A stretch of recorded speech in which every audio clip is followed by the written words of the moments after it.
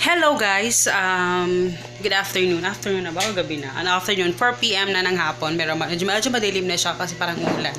So ngayon lang ako nakapag-vlog. Kanina pa ako nagluto. So, pero feeling ko bukas ko na ito ipapakita sa inyo kasi medyo madilim nga dito, no? Pero tinapos ko talaga lahat. Puro yung ginawa ko ngayon, puro luto. Para sa aming 1 week na.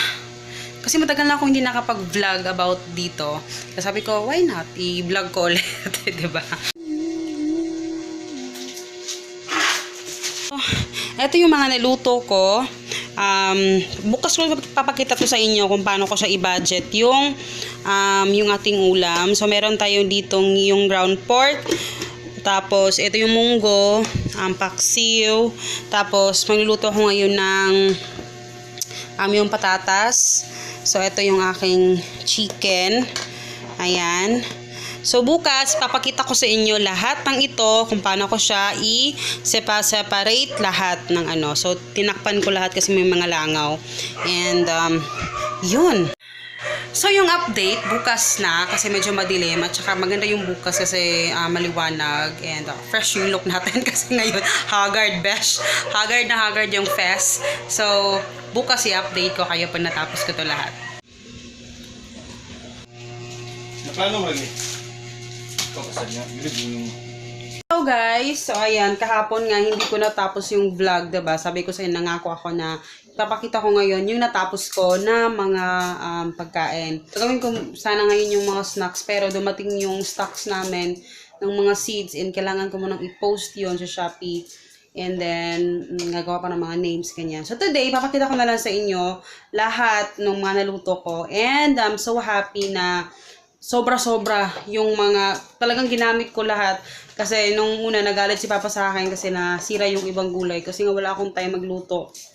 And ngayon, yung mga sobra doon sa ilalim, talagang ginamit ko lahat yon.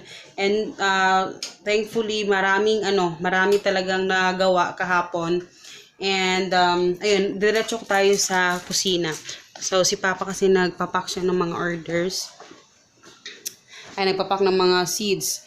So, ayan, medyo madumi yung aming refrigerator, aming freezer. Pero, importante, maayos naman siya. And wala pa akong time maglinis ng ref ngayon. So, eto, yung nagawa natin.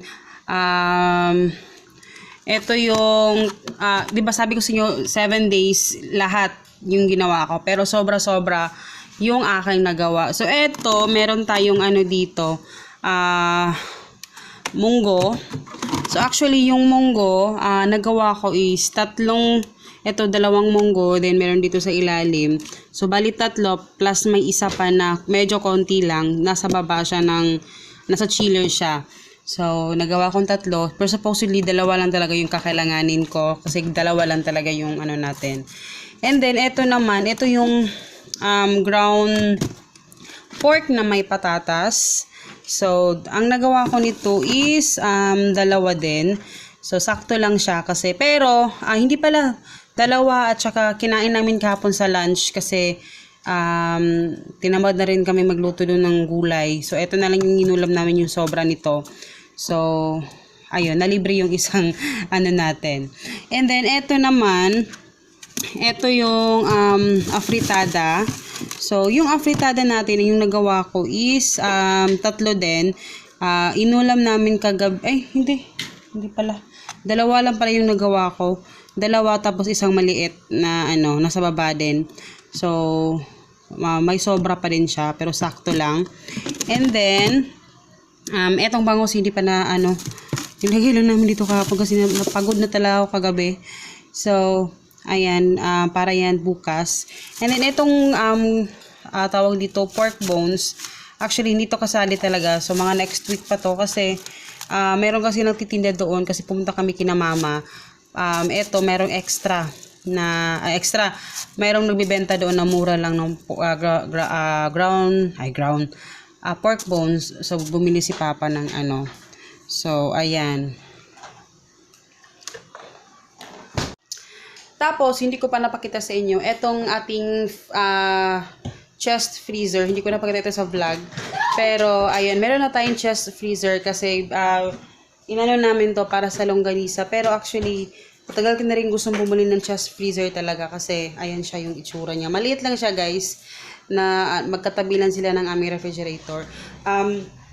Gusto ko talagang bumili ng ganito dati kasi di ba mahilig ako mag-freeze ng mga ulam, ng mga pagkain. And gustong-gusto ko talaga ng ganito. And sakto lang yung laki niya. So, ang laman nito, syempre yung ating mga paninda. Pero, ayan siya. Pakita ko sa inyo kasi bubuksan ko kasi nandito yung aking bola-bola. So, yung aking bola-bola kagabi kasi meron akong konti na natira na ground pork. Hindi ko inubos doon sa So, nagtira ko ng konti. Marami akong carrots. Kaya ang ginawa ko, nilagay ko lahat ng carrots. And then, marami siyang nagawa in fairness. Nilagay ko siya dito para frozen siya. So, mamaya ilalagay ko na to sa container. Kasi para hindi siya hindi siya dumikit. So, frozen na siya. Perfect na to na ilagay. So, marami akong nagawa. So, 5, 10, 15, 20, 25, 31. 31 ba lahat? So, yan, 31 yung aking, nilagay ko lang dito sa aking baking tray. So, ayan, dyan lang muna siya. And then, dito sa ilalim, na yan, mga paninda. So, ito yung mga natin, longganisa, yung lumpia, and then yan, lumpia din yan, na hindi pa nagawa ni Papa. So, ayan. So, ang ko kasi talaga, sa mga nakaraang buwan, sobrang busy talaga guys. Parang wala na akong time magluto, anyan, tinatamad kami. And we end up, bumili na lang sa tinda, sa labas, ganyan. So, talagang, syempre, alam nyo naman, yan naman talaga yung ginagawa ko dati pa talaga, na nagluluto talaga ako ng advance na pagkain. So, for the week. So, ngayon, I'm so thankful na natapos siya lahat kagabi. And sobra pa yung mga naluto ko. And, yun lang naman. Yun lang yung gusto kong i-share sa inyo. So, yung mga saging, si Papa kanina bumili, kahapon pala nakabili na siya ng langka. So, itatry kong gawin yan mamaya. Itatry ko.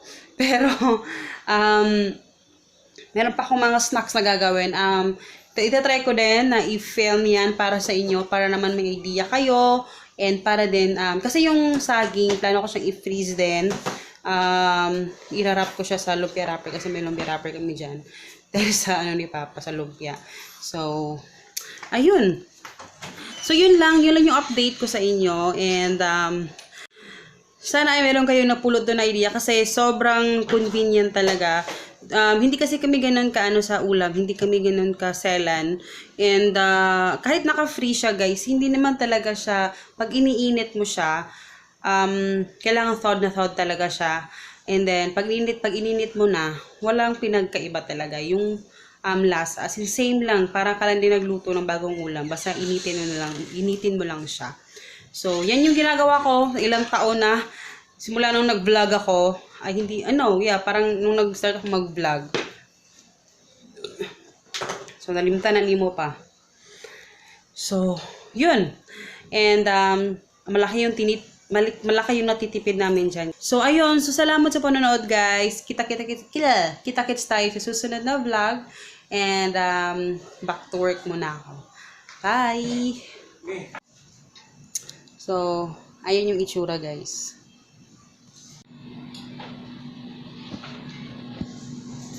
Ko napakita. Ito pala, yung paksiw. Ayan, yung paksiw pala. So, yung paksiw, ito siya. Nakagawa ako ng 3 paksiw. So, inulam namin ngayong lunch, yung paksiw na yon. So, 2 na lang yung natira. And then, dito naman sa ilalim,